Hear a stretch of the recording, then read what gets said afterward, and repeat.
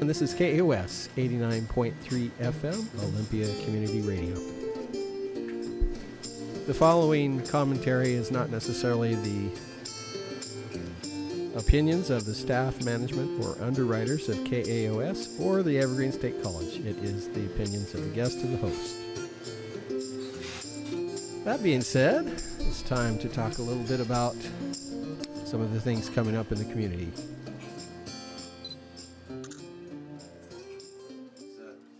The director of the National Security Project at the Center for International Policy. He was an analyst at the CIA for 24 years, including as chief and senior analyst for the Office of Soviet Affairs for a decade. His books include The Failure of Intelligence, The Decline and Fall of the CIA, National Insecurity, The Cost of American Militarism, and his forthcoming book is Whistleblower at the CIA. So he said several days ago that the Benghazi report coming out of the Republican Congress, the House, is a continuing media circus the Republicans have created. We still have much to learn about the CIA's role in Benghazi and the interest of Ambassador Stevens in Benghazi and the communications between the White House and the CIA trying to explain the events on that terrible night. Hold on, I think we have Mel on the phone. Hello.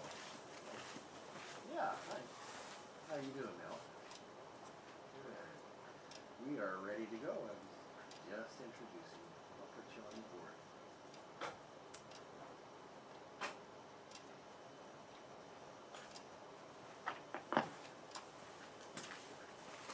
Well, it looks like we have Mel on the phone with us, as promised. Welcome to the program, Mel Goodman. Thank you, Kim. Good to be with you again. Yes, well, you know, I used to think that the Republicans were on a witch hunt, and they probably have been. They've been after Hillary Clinton for quite some time.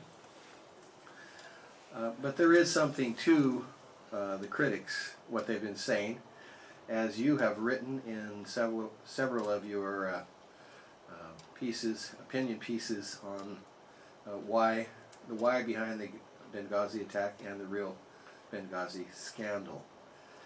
So this seems to be very important to the House Republicans, and it also has become an issue for the Bernie Sanders campaign.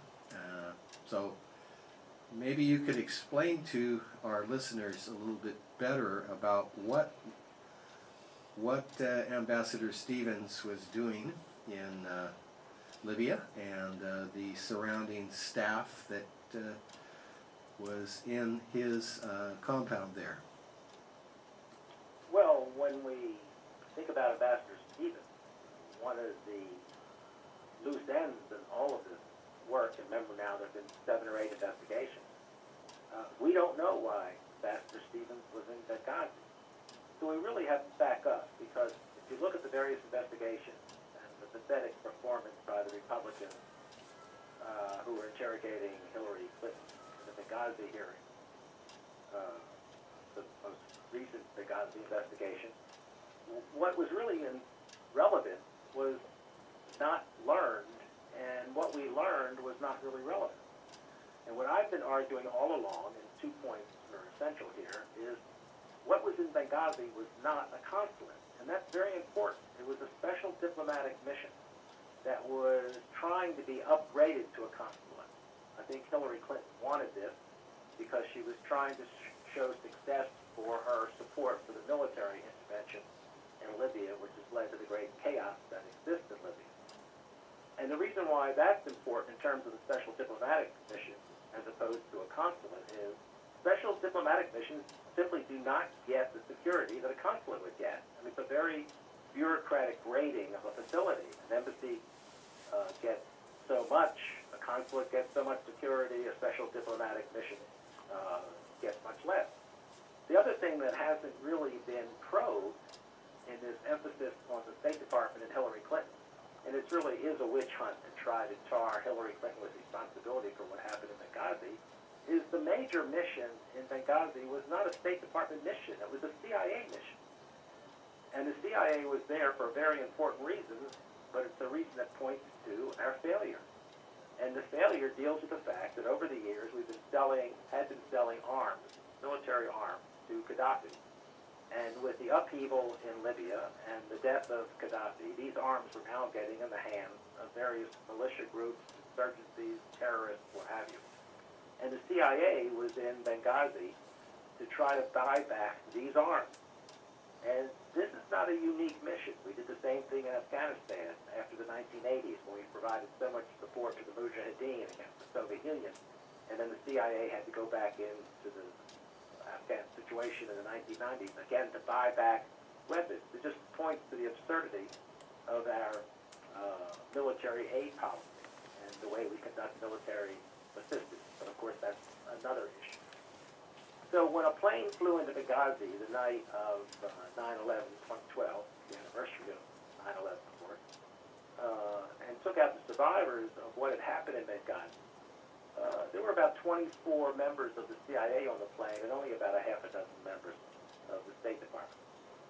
So it points to the fact that in some ways the special diplomatic mission was just a cover for a larger CIA presence, which hopefully had good security and its location in terms of its base of operations. Its safe house would not be known to insurgent groups, but of course the security wasn't very good, and the CIA had done the unusual thing of essentially letting out security to local Libyan groups.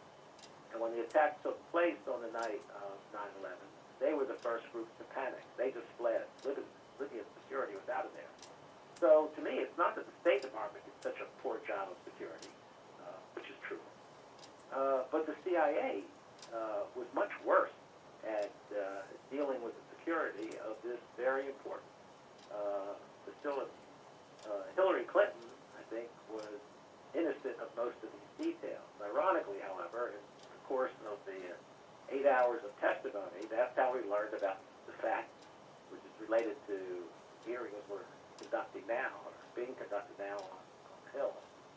That's how we learned about the fact that she did all of her communications with Secretary of State on her own personal email server with great use of her cell phone, which is hardly a secure instrument, to conduct very sensitive business, even when she was out of the country in places such as Russia and China, where you have experts in breaking into cell phones, intercepting messages, and in addition hacking into email servers. So Benghazi is rich with a lot of various issues, but not necessarily the issues that these investigations focused on, particularly the House investigation, which was, as you say, a political witch hunt. So, one question. We're speaking with Mel Goodman, former CIA analyst for 24 years, and I've given a little prelude of your books and the importance of your work. I would like to know if any of these communications, unsecured communications, were ever intercepted by members of Al-Qaeda or ISIS or any of the other groups that were operating in the southern portion of Libya and led to the attack due to the knowledge of CIA operatives in their compound. I don't think there's there's no evidence, and to me there's no reason to believe that somehow insurgents that are affiliated somehow with ISIS or loosely with Al-Qaeda would have this kind of expertise. We're talking about very sophisticated hacking and intercept skills that you would find in Russia and China. You would certainly find it in Europe. You find it in the Middle East, particularly in Israel. You would find it in the Far East. But I wouldn't think that insurgents are skillful enough to engage in this kind of activity. So I don't think that's an issue. But it's possible that some of the groups in Libya that the compound hired to provide security had some moles within them. Well, that's certainly possible, because I'm not sure how these people were vetted. And here there's been a real derogation in the tradecraft of the CIA in operational matters.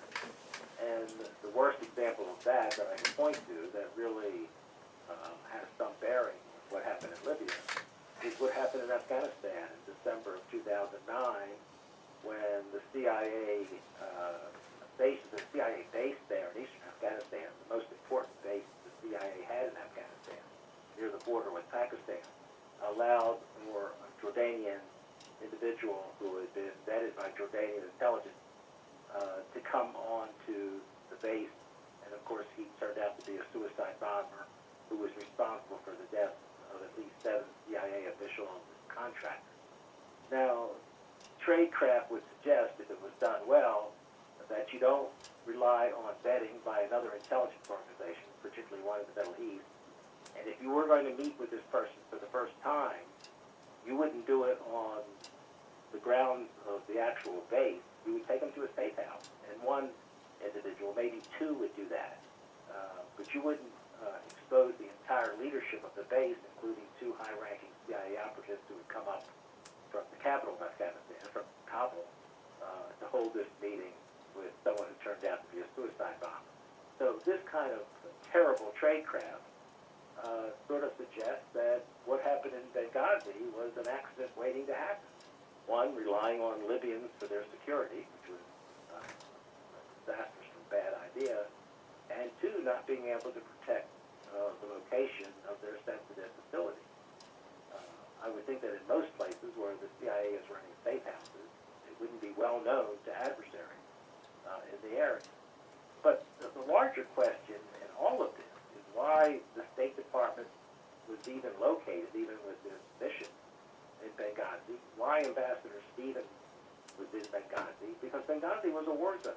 All the international organizations, both non-government organizations and government consulates, had pulled out of Benghazi. There was so much chaos in Benghazi that they felt no work could be done. There was no reason to have a consulate in Benghazi, because you have a consulate in areas outside the capital of the country where you have a great deal of American business being conducted, or a great deal of American tourists, which might need a U.S. facility from time to time. Benghazi couldn't provide any of that. As I said, it was a war zone. And this is KAOS 89.3 FM, Olympia Community Radio. Following commentary is not necessarily the opinions of the staff, management, or underwriters of KAOS or the Evergreen State College. It is the opinions of the guest and the host. War zone. All the international organizations, both non-government organizations and government consulates, had pulled out of Benghazi.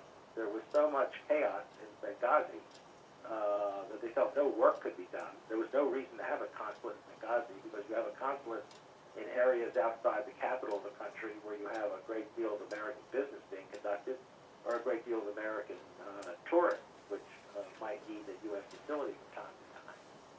Benghazi couldn't provide any of that. As I said, it was a war zone. Ambassador Stevens, who was killed there in September, canceled a trip in August because of the security situation. Yet a month later, he goes, and the security situation was no better. In fact, I was told that it was worse. And you have to wonder, to what degree were they just trying to give the impression that you could conduct safe business in Benghazi in order to prove that the operation to overthrow Gaddafi was a success. And we all know that it was a tremendous failure. And when you look at American examples of regime change, every one has been a strategic nightmare for the United States, going back to the first one in Iran in 1953, Operation Ajax, which was responsible for installing the corrupt Shah of Iran in power in Iran. He was, of course, later overthrown in 1979 in a revolution that is still being played out and creating problems for U.S. interests. So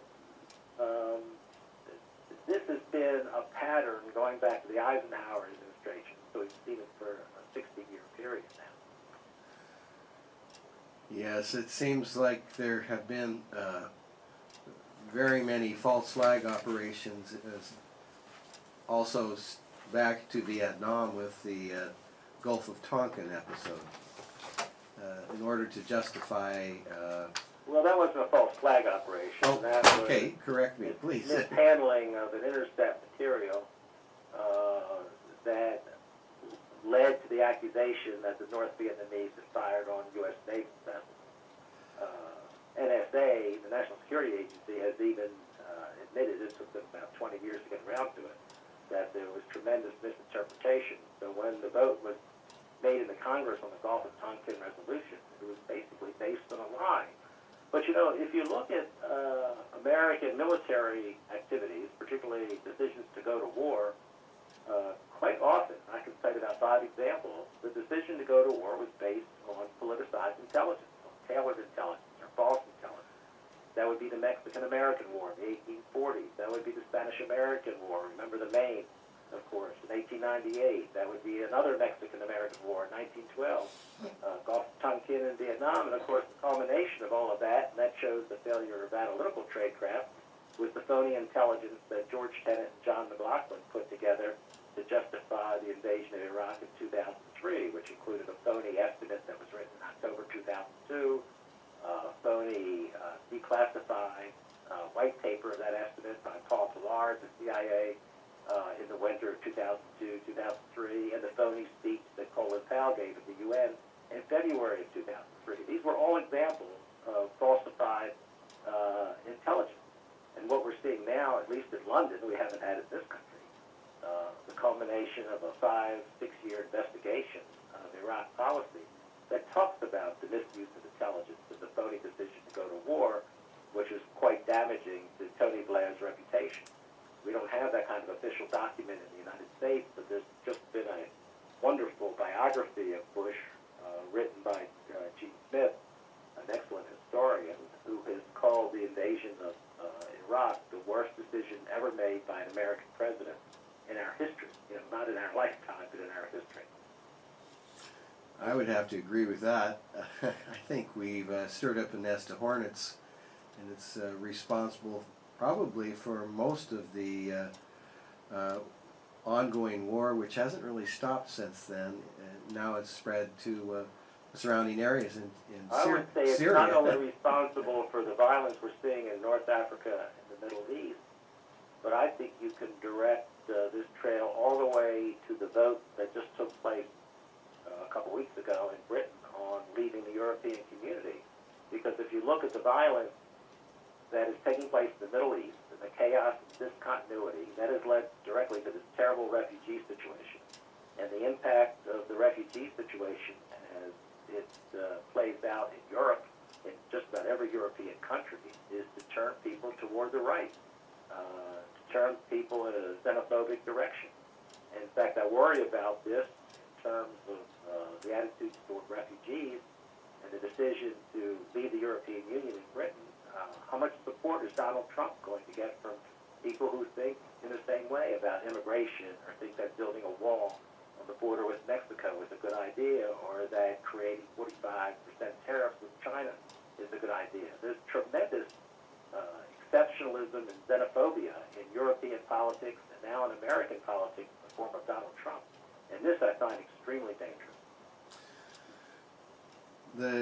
The critics of the trade policies, the NAFTA, CAFTA, and the TPP, and now the European trade, the policies that they're trying to pass with the European Union, similar to the TPP, TIA, or what, I'm not sure what that's called. It has a 4-letter designation, but it seems like these trade policies, in the analysis that Naomi Klein has done, these policies have encouraged the flight of American jobs and has turned this country into a service industry. You know, that these are the jobs that are available to our young people. And well, I don't agree with that line of reasoning at all. You think there are two major political mistakes out there: a Republican mistake and a Democratic mistake. The Republican mistake is not willing to work with international organizations or not work with international arms control. The Democratic mistake is to be opposed to these trade deals. kind of interesting to me that Hillary Clinton was a huge supporter of the Trans-Pacific Partnership when she was Secretary of State. And it was only when she started running for the presidency and saw the opposition from Donald Trump, who, as I said, is a xenophobe, and Bernie Sanders, who I think is wrong on this issue, and that their political calculations were successful, that she switched, which is typical of the Clintons, typical of Bill Clinton, typical of Hillary Clinton. I think all the evidence I've seen by really good senior economists is that the job picture in this country started to change because of technology and had much less to do with these trade agreements. These trade agreements overall, I think, are very important to the American economy. But the problem is technology. Technology has changed. Jobs have disappeared. Jobs have gone overseas. And Donald Trump, who has been maligning trade deals, has moved more jobs overseas than anyone at his level in terms of his economic stature. So I think there's been much too much criticism of the TPP. And I think if we turn our backs on this trade deal, we're opening up the entire Asian market to much greater Chinese influence. We'd just be shooting ourselves in the foot. And Trump's stance, this plank that he's going to add NAFTA, again, makes no sense to me whatsoever. The trade deal has been very important in terms of stabilizing the economy in Mexico and leading to a reduction in immigration. So the job picture is one that relates to technology and begs for greater retraining of labor groups, reorienting the economy, putting more into infrastructure, increasing government spending in that regard. And I don't think ending these trade deals is going to be helpful to the American economy at all. Well, I think from the left, which is most likely where I stand, I would beg to disagree with you, Mel. I think that we have not let the union representatives, the environmental, the non-governmental agencies into these negotiations. It appears to be mostly staffed by corporate interests, and that becomes a problem for the rights of workers and the environment. So that's where these trade agreements are weak. We needed, if we wanted to have a big tent, we needed to let more people into the actual negotiations and not just have a comment period for these folks to put their 2 cents in. Give them a seat at the table, and I think there would be more support for these trade agreements. I don't know what you think about that, but well, I've given you what I think about it, and we're a long way from Benghazi. yeah, we are. All right. Well, let's get back there. So you would say, I mean, from what I'm getting from you is Benghazi, the instability in Benghazi, in Libya in general, was caused by the ousting of Muammar Gaddafi, and now we've got a case of blowback, and we've destabilized that entire region, and with the different Islamic radical groups having taken over parts of the country. Is the U.S. State Department and the CIA willing to admit that that was a problem and maybe change some of their modus operandi in the future and look at this thing critically? Well, it's not a question of the CIA and the State Department changing its modus operandi. It's a problem for White House politics. That's where the change has to take place. Too many people are too quick to blame the CIA for regime change, assassination policy. All of those decisions were made at the White House. They were all directed by the White House. The wars that this country has fought, for the most part, and they've been unwinnable wars, and they've been fool's errands, were not wars that the Pentagon wanted to fight. George W. Bush took the Pentagon kicking and screaming into Iraq in 2003. The Pentagon never wanted to fight a larger war in Afghanistan. That was a presidential decision by George W. Bush. Vietnam and the extension of forces in Vietnam by Lyndon Johnson was not something the military wanted to do. So I think people spin their wheels too much, too often, on looking at these various agencies when the problem is the White House. That's where the center is for this decision making. And that's why that book that David Halberstam wrote was so brilliant. It's a wonderful title, The Best and the Brightest. You know, it was the so-called Ivy League intellectuals from one region of the country who sold the idea of going into Vietnam to John F. Kennedy, a very young and inexperienced president. And, of course, these same people, particularly two pairs of brothers, the Rostow brothers and the Bundy brothers, were highly influential with Lyndon Johnson, who really didn't have a strong background in international security and foreign policy. And we sent the military on a war that was simply not winnable. And now here we are in terms of a war that's even longer than Vietnam and more expensive than Vietnam.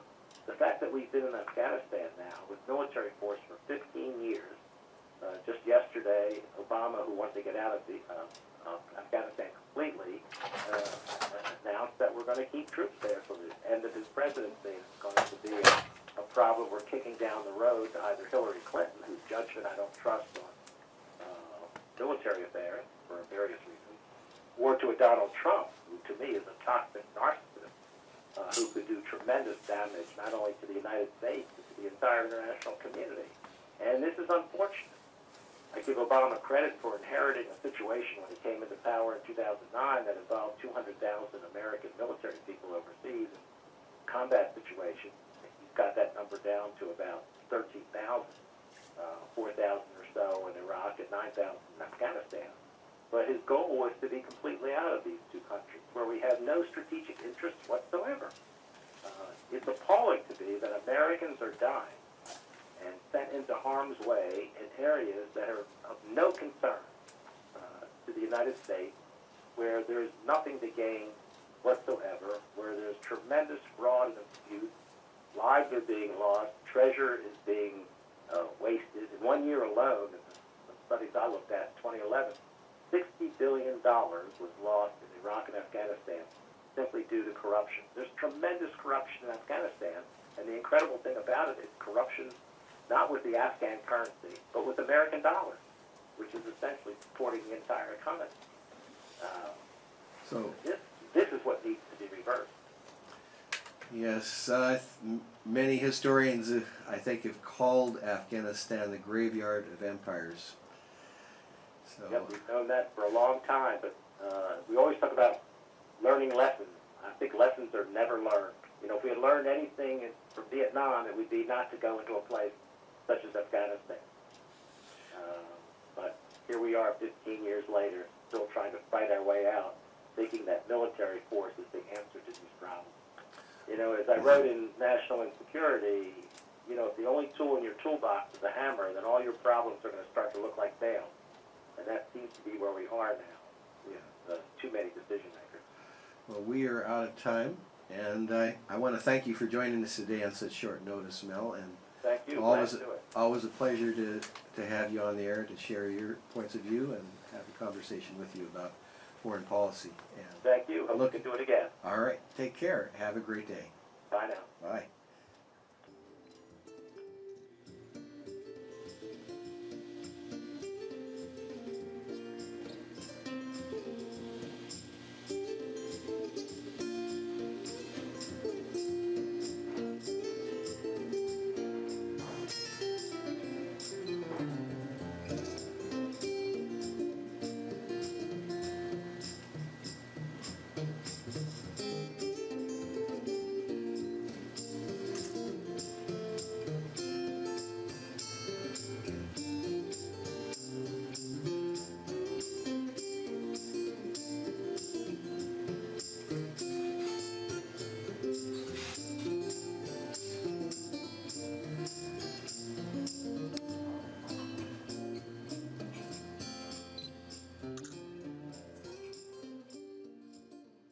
This is KAOS 89.3 FM, Olympia Community Radio. Following commentary is not necessarily the opinions of the staff, management, or underwriters of KAOS or the Evergreen State College. It is the opinions of the guest and the host.